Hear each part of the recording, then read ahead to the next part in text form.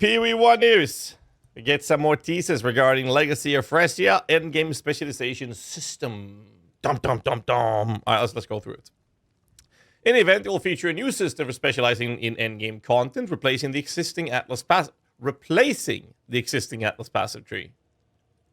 Oh, I was not ready for that. Okay. As you progress through the endgame, you'll find idols, which can be placed in a new tab on the map receptacle UI to modify your maps. This is what we got teased. Replacing. That is not what I expected. Magic idols can have up to 2 modifiers. Rare can have up to 4. There are unique idols for keystones from the Atlas Passive skill tree. Idols are tradable, but they are not modifiable. Okay. Abyss cracks. Cracks. In your maps, have 3% chance to spawn all monsters at least magic. Delirium. All monsters as at least magic.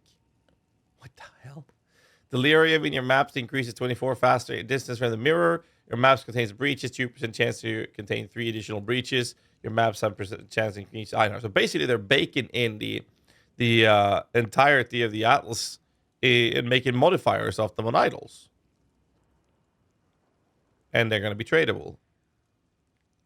I don't know if I like this. The Atlas tree was significantly better in PV1 than it is in PV2 because of the sheer fact that we had so much power in controlling what kind of gameplay we wanted in the endgame mapping. And that was you just choose what you want kind of approach, right?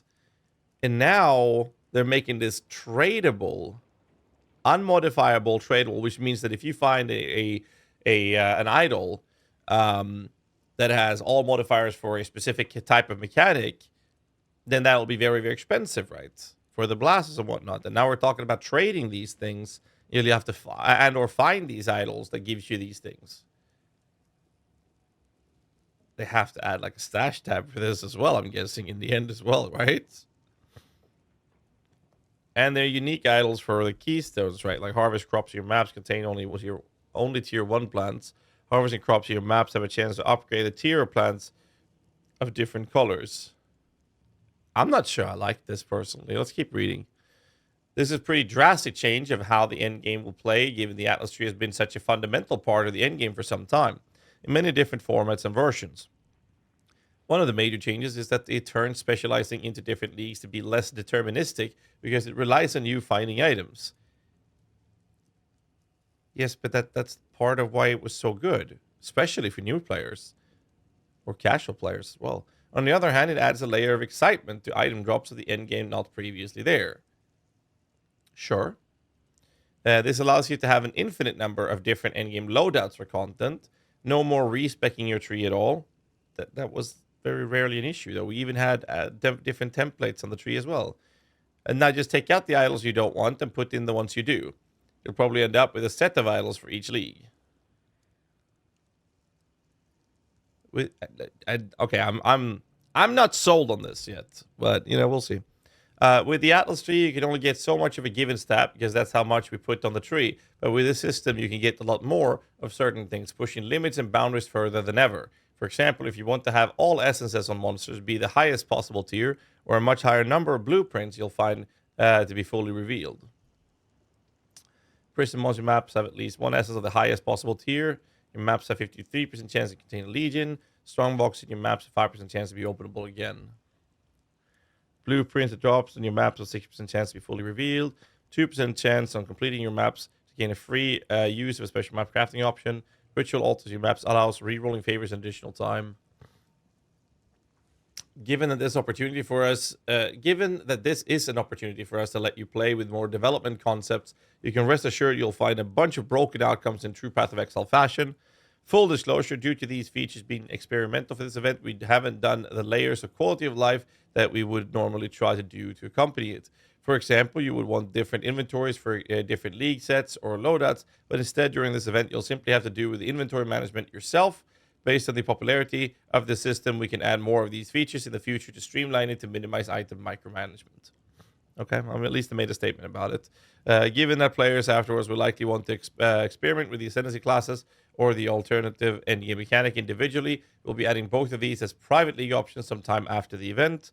We'll be posting full details on the Legacy of Phrecia event later this week. We'll be teasing some more of the event ascendancies in the meantime if you missed them. The teaser can be found here. We've already watched that. I don't know. I don't know. It's like, let me log into Path of Exile and I'll show you. For those of you who are watching this content now that are PoE 2 players and never tried PoE 1, some of the cool stuff with the Atlas tree in PoE 1 is that it gave us a lot of power to control the way you wanted to play the game. So this is the Atlas tree. And comparing that to the PoE 2 Atlas tree, I have to log out to another character. Give me a moment yet. Here. I mean, it might be a good league, like good endgame mechanic, but I'm not sold on it right now. I'm not sold on it. So this is the Atlas tree that we have in PoE 2. Very, very simple, very easy. It's mostly like, hey, pack sizes, rare monsters, waystones, rare and unique. It gets additional 1 or 2 modifiers, and the whole increased effect of suffix modifiers, precursors, and stuff like that. So this is one way of playing the game in PoE 2. Whereas in PoE 1, what you get to choose is, for example, if I want some Alva, or sorry, June, I can go and get this modifier here to make sure the maps that I'm playing contains the betrayal mechanic, for example. If I want to have the mechanic, my maps to have breaches, I can spec enough breaches to more or less have a breach in every single map I did. And you can just, all you have to do is clear some maps to get the points to this, up to 132 points, and spec the way you want the map to play out. And I like this control. I think this is very good for a lot of players to engage with. And you get to choose the way you want the endgame mapping to be played out. Whereas this system, we are basically placing idols in this little window here that are droppable items that you can't modify, and they will be tradable. So if you want to focus on a specific league mechanic, you are essentially going to be forced to trade these to get the best ones, get best versions of whatever to get to the state that you want it to be played, rather than just simply, placing some points in a tree. I mean, this might be a really good thing. I know I hate to be a doomer, but I actually am not sold on this at all. Now, granted, this is going to be something they want to test in this event, so obviously we'll try it out for this little shorter event league or whatever. We can see how it feels. So maybe I'm just dooming for nothing here, but I will say I'm not entirely sold on this. I feel like the level of control given to especially casual players to engage with the Atlas skill tree or Atlas passive tree, allowing you to basically tailor the way you want the game to be played for you in the end game, whether or not that is going to be something you aim for, high end game meta play styles, or if you just choose whichever you think is fun to play, is one thing. But this will give you less control unless you're willing to go into the trade environment and buy the things. And obviously, whatever becomes meta will have these idols be very expensive to purchase to get into those things. So there's a lot of pros and cons with this. But I don't know. I'm not sold, is my take on this. Let me know in the comments below what you guys think of this.